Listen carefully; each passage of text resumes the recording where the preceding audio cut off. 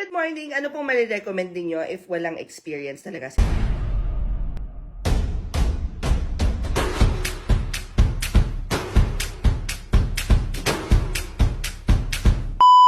Kung gusto niyo maging freelancer, mag-start na mag-work from home, pero wala kayong experience, the best place to start would be to be a general virtual assistant. What does it mean to be a general virtual assistant? So when you apply, you look at Upwork, you look at online jobs, you look at LinkedIn. Tapos lahat halos doon, pwede ninyong applyan as long as it says virtual assistant and then you look at the job description.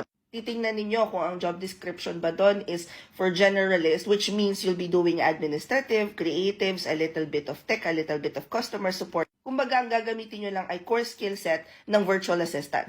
Kung hindi nyo pa alam kung ano ang core skill set ng General Virtual Assistant, I highly recommend you join our revamped Basic Work From Home Training Program. Ating gawin, link in bio. Pagkatapos, i-click nyo lang tong revamped Work From Home Training Program. May RRF na 399. Libre kasi talaga siya. However, a lot of people will sign up pagkatapos hindi tatapusin. And so that's when we decided na ay, lagyan na natin to ng registration fee, pero refundable siya kapag perfect ang attendance nyo at saka kapag na-submit nyo yung homework on time. Nandun na rin sa mismong Google Form yung course outline if you want to learn more about the program. But to give you an overview, bibigyan kayo na ng basic information about how to start working from home, how to create your cover letter, how to create your portfolio, how to create your cover letter. Plus, after nung training, pag na-submit nyo na yung final activity, you get one-on-one with me. So that's about 30 minutes daw. 30 minutes yung mock interview, tas 30 minutes yung chika. We'll be talking about ano yung mga areas for improvement, ano pa yung pwede yung gawin, magkikreate tayo ng action plan, ganon. Ang next class namin ay November, 6 to 8 p.m. Plus you get the chance to join yung free na basic language training namin. Dami, hitik na hitik sa dali.